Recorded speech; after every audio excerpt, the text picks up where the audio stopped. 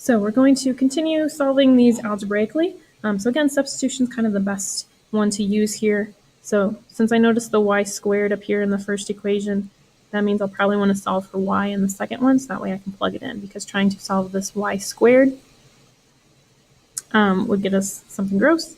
I suppose we could solve for x, but we're going to do it my way. We're going to solve for y in the second equation. So solving for y, we'll have to subtract the 2x. We'll get 6 minus 2x. So now I take this value of y, plug it into the first equation. So we get x minus 6 is negative 1/6 times our y, 6 minus 2x squared.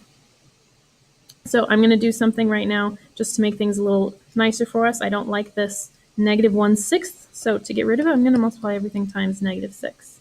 So that'll get me negative 6x plus 36 is just going to be equal to my 6 minus 2x squared. So now I need to expand that 6 minus 2x squared. So when I FOIL that out, I should get 36 minus 12x minus 12x plus 4x squared when you FOIL that out. So combining terms, you should get 36 minus 24x plus 4x squared. So now I want to kind of move everything to one side so I can solve from there. So I want to move everything over to the right side. So I'll add the 6x and subtract 36. I pull my 4x squared in front. So I have a negative 24x here. I will need to add 6. So negative 24x plus 6x will give me negative 18x.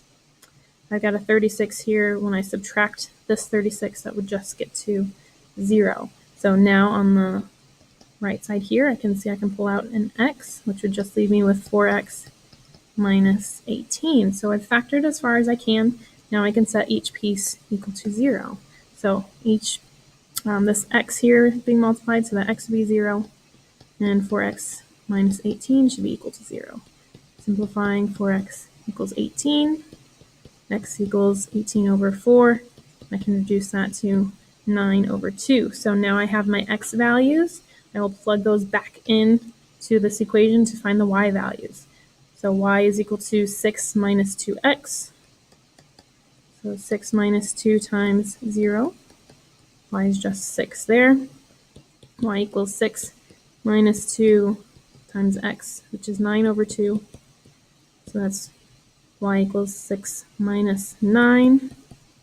Y equals negative 3. So now I write my answers as ordered pairs. First one is 0, 6. The second one is 9 halves, negative 3. So it's not too challenging, just a bit long to do. You have to be careful, as usual, with all of your signs.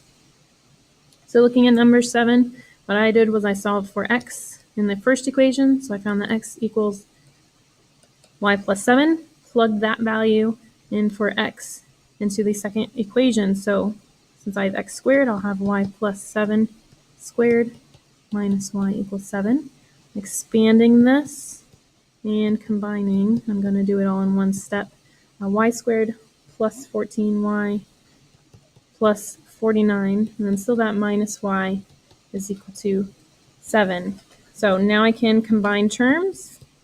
Y squared plus 13y plus 49 equals 7. I'll move that 7 to the other side.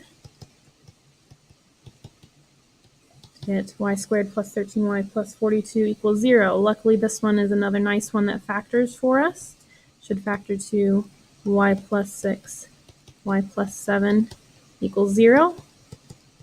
Set each of those terms equal to 0. Solve for y. So y should equal negative 6 and negative 7. Now we have to find those x values. So plug those back in here. X equals y plus 7. So x equals our y value, negative 6 plus 7. X is 1. X equals y value, negative 7 plus 7.